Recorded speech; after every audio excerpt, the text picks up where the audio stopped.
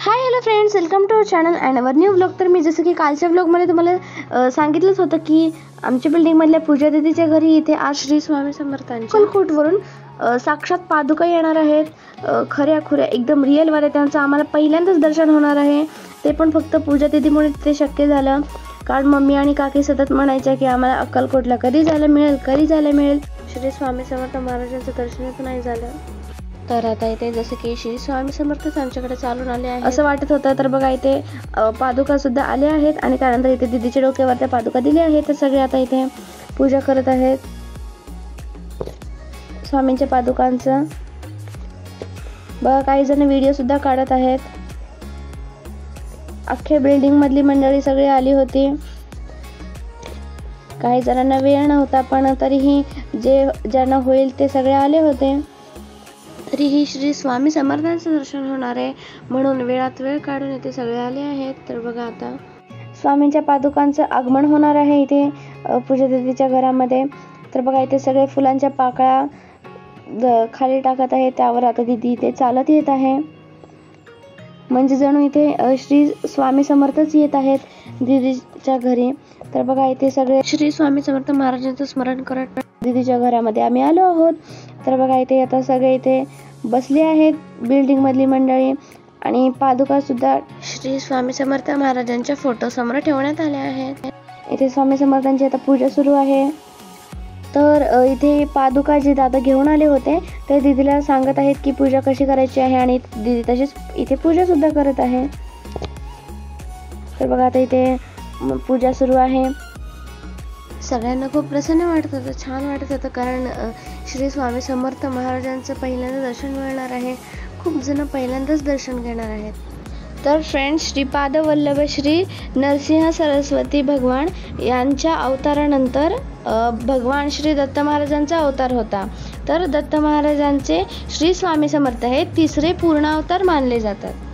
तरीही गाणगापूरचे श्री नृसिंह सरस्वती भगवान हेच नंतर श्री स्वामी समर्थांच्या रूपाने प्रकट झाले असेही काही स्वामी भक्तांना वाटतं. म्हणजे अशी त्यांची भावना आहे.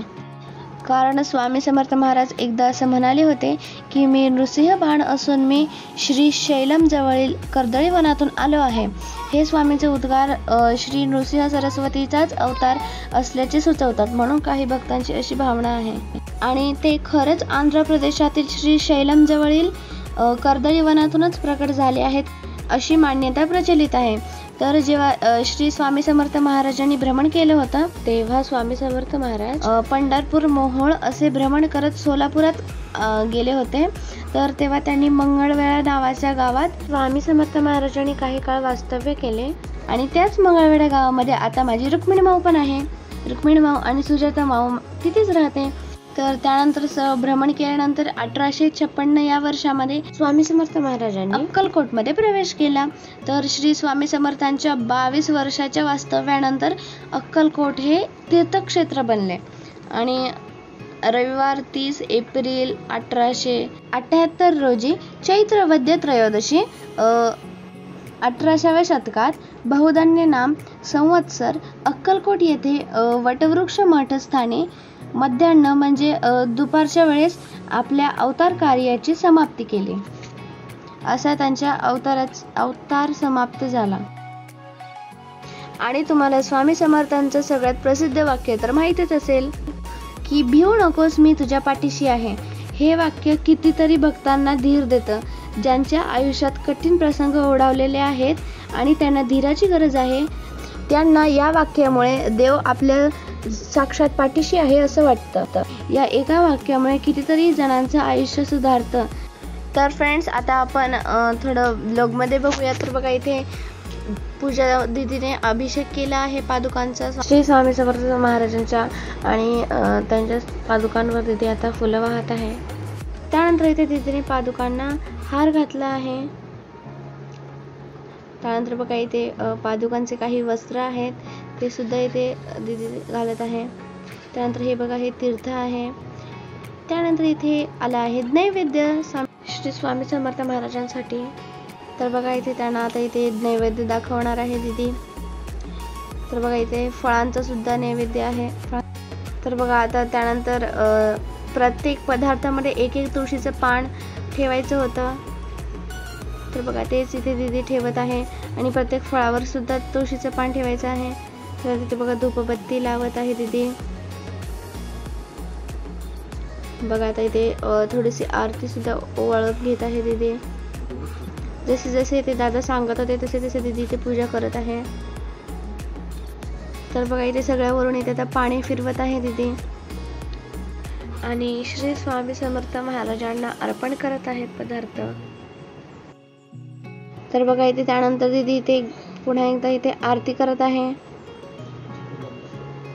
आणि परत इथे एकदा आरती करून झाली आहे दीदीची. बघा ती आरती आता साईडला इथे ठेवली आहे आणि त्यानंतर इथे बघा पाणी फिरवलं आहे पुन्हा एकदा आणि आता सगळे पाया पडत आहेत. तर आता फायनली पूजा झाली आहे आणि इथे आता सगळे दर्शन घेणार आहेत. तर बघा तीर्थ सुद्धा देत आहेत सर्वांना. तीर्थ सुद्धा सगळ्यांनी घेतलं आहे. त्यानंतर इथे काही जण व्हिडिओ कॉल सुद्धा लावून पादुकांचं दर्शन देत आहेत त्यांचे रिलेटिव्हजना वगैरे. तर बघा इथे काका आणि मल्हार सुद्धा दर्शन घेत आहेत. मल्हार बघा कसं पटकन देव बघितलं की लगेच पाया पडतो. त्यानंतर इथे मम्मी, काकी आणि कृष्णवी दर्शन घेत आहेत स्वामी समर्थांच्या पादुकांचं. तर बघा आम्ही घरूनच आरती सुद्धा आणली आहेत, पण त्यांनी सांगितलं की आरती करायची नाही आहे, त्यामुळे आम्ही पटकन इथे छोटीशी आरती केली आणि त्यानंतर आम्ही प्रसादासाठी शिरा सुद्धा आणला आहे. त्यानंतर इथे आता आम्ही शिरा प्रसाद म्हणून इथे देणार आहोत सर्वांना. तर बघा आता इथे पादुका प्रत्येकांच्या डोक्यावरून इथे फिरवणार आहेत आशीर्वाद म्हणून श्री स्वामी समर्थ महाराजांचा. बघा सगळे दर्शन घेत आहेत पादुकांचं. लहान मुलांपासून मोठ्यांपर्यंत सगळ्यांच्या डोक्यावर स्वामी समर्थ महाराजांच्या पादुका ठेवल्या जातात आणि डोक्यावर काहीतरी हवंच असतं, रुमाल असो किंवा पदर, पण काहीतरी हवंच आहे, मग ते कोणीही असो. त्याशिवाय स्वामींच्या पादुका डोक्यावर ठेवत नाहीत. बघा श्रद्धा आणि समृद्धीचं काय चाललंय. दोघींनी एकच रुमाल आणला होता तर दोघी ॲडजस्ट करत आहेत. त्यानंतर बघा इथे सर्वांच्या डोक्यावर पादुका ठेवून झालं आहे. सर्वांनी दर्शन सुद्धा घेतलं आहे. तर अख्ख्या घरामध्ये आता या पादुका फिरवण्यासाठी दीदी जात आहे बघा आतमध्ये. त्यानंतर इथे पादुकांवर वाहिलेली फुलं प्रसाद म्हणून दीदीला देत आहेत बघा. त्यानंतर इथे पादुका जात आहेत आणि पादुका प्रत्येकांच्या घरी जास्त वेळ थांबत नाहीत आणि असं प्रत्येकाच्या घरी पादुका येत नाहीत. काहीतरी जणांना खूप रेअरली असतं हे, जास्त जणांच्या घरी पादुका येत नाहीत. तर बघा इथे फायनली पूजा झाली आहे आणि त्यानंतर पादुका गेल्यानंतर मी हा व्हिडिओ काढलेला आहे. त्यानंतर काकींनी इथे सर्वांना नाश्ता दिला आहे. तर आम्ही इथे आता नाश्ता करत आहोत. बघा इथे दीदी मल्हारसोबत फोटो काढत आहे, पण दीदीच्या शेंडी बोयला काही फोटो काढायचा मूड नव्हता. तर बघा तो टाळ्या वाजवत आहे, फक्त त्याला दर्शन घ्यायचं होतं, फक्त पायाच पडत होता तो सारखं. तो एकटाच मस्ती करत होता म्हणून सगळे त्यालाच बघत होते. त्यानंतर इथे मी थोडे फोटोज काढले स्वामी समर्थ महाराजांचे फोटोसोबत. तर फ्रेंड्स आता आम्ही निघणार आहोत. तर बघा त्याआधी मी तुम्हाला हे दाखवत आहे की पूजा दीदीने घरीच बघा स्वामी समर्थांची क्राफ्टिंग किती छान बनवली आहे. बघा वटवृक्षाच्या खाली श्री स्वामी समर्थ महाराज बसले आहेत. त्यानंतर आता आम्ही इथून निघालो आहोत. तर फ्रेंड्स आजचा व्लॉग एवढाच होता आणि मला जेवढी माहिती होती आणि मी जेवढी स्वामी भक्तांकडून माहिती घेतली होती तेवढी मी तुम्हाला माहिती सगळी सांगितली आहे. आणि जर काही माझं चुकलं असेल तर सॉरी. आणि आजचा व्लॉग तुम्हाला जर खरंच आवडला असेल तर व्हिडिओला लाईक, शेअर आणि सबस्क्राईब करायला विसरू नका. तर भेटूया पुढच्या व्लॉगमध्ये. Bye bye.